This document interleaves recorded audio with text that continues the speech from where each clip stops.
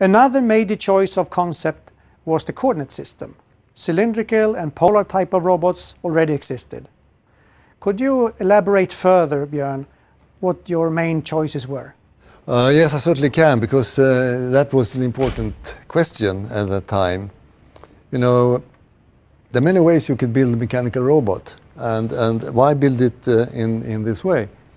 If you think about the other alternatives, to have a polar type means you're going to have a telescopic arm that is going to expand its length, and that can create inaccuracies. To have a cylindrical, you're going to have an arm that goes up and down like this.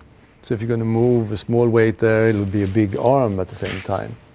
This is a very compact solution. We call this the anthropomorphic, which means human-like. And if you see, this kind of design, and you compare it with my arm, you see it has basically the same kind of geometry. It is very lightweight. It is very stable, it's accurate, it has no sliding motion, and you can also put some mechanisms into the arm, and it becomes very well protected.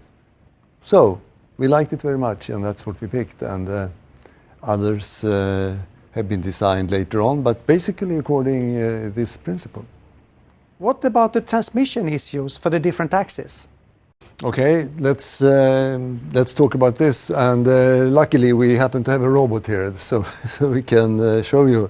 3 of these are harmonic drives. That is a main, very compact kind of transmission that can have a very big exchange ratio, and that was natural, and actually the only solution that we could have in the robot.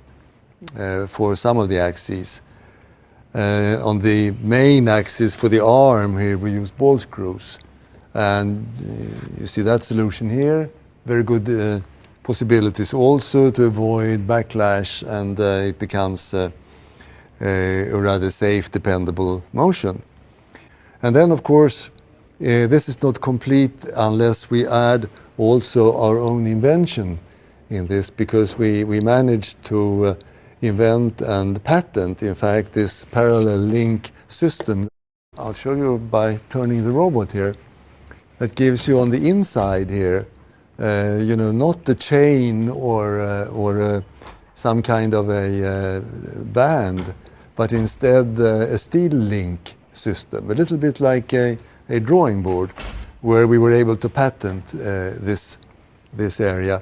And you can see how that provides the connection from down here where the motors are, up to this link, and further on into the wrist. As you know, this is a 2-axis wrist, and the 3-axis wasn't yet in the original design. But all those transmissions were quite modern at that time, and they still function very well. They have a very long life, very dependable, and they don't require much maintenance. So we feel that was a good solution. Still is.